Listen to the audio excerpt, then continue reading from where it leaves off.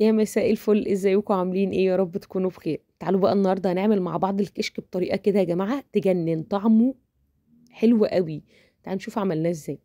اول حاجه انا عندي معلقه سمنه على معلقه زيت، هبدا انزل بيهم. عندي بصله مقطعه مكعبات صغيره، ونبدا نشوح البصلايه بتاعتنا. انا عايزه البصلايه تاخد لون ذهبي كده حلو.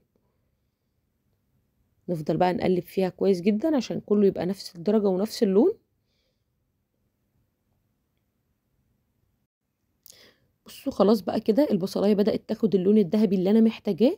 هبدأ بقى اصفي البصلايه، وهسيب بس معلقه بصل صغيره، وهسيب السمنه والزيت بتوعي. انا سبت معلقه صغيره. عندي بقى الشوربه بتاعتي تقريبا كوبايتين ونص شوربه. عندي الرز غسلاه ومصفياه نص كوبايه رز. هبدأ بقى اضيف الرز على الشوربه والبصلايه، وعايزه الرز بتاعي يبدأ يستوي، ياخد السوا بتاعه كده.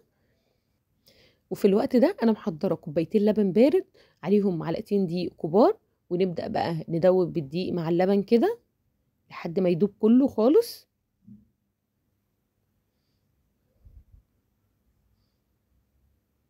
بجد الكشك لازم تجربوه، طعمه حلو قوي وسهل جدا، مبياخدش وقت خالص. اللبن خلاص بدأ يدوب كده في الدقيق. الرز خلاص بتاعي دهل على سوا، خلاص بدأ يستوي. نبدأ بقى نضيف اللبن بالدقيق بتاعي.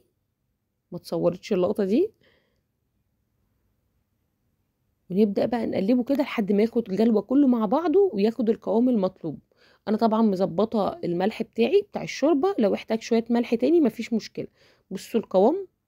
وكده بقى جاهز ان انا اجرفه في الاطباق بتاعتي. شويه البصل اللي احنا خدناهم قوامه حلو قوي. الكشك لازم يبقى خفيف، ما يبقاش الكشك تقيل قوي معايا. حلو قوي وسهل جدا. يا رب تكون الوصفه عجبتكم.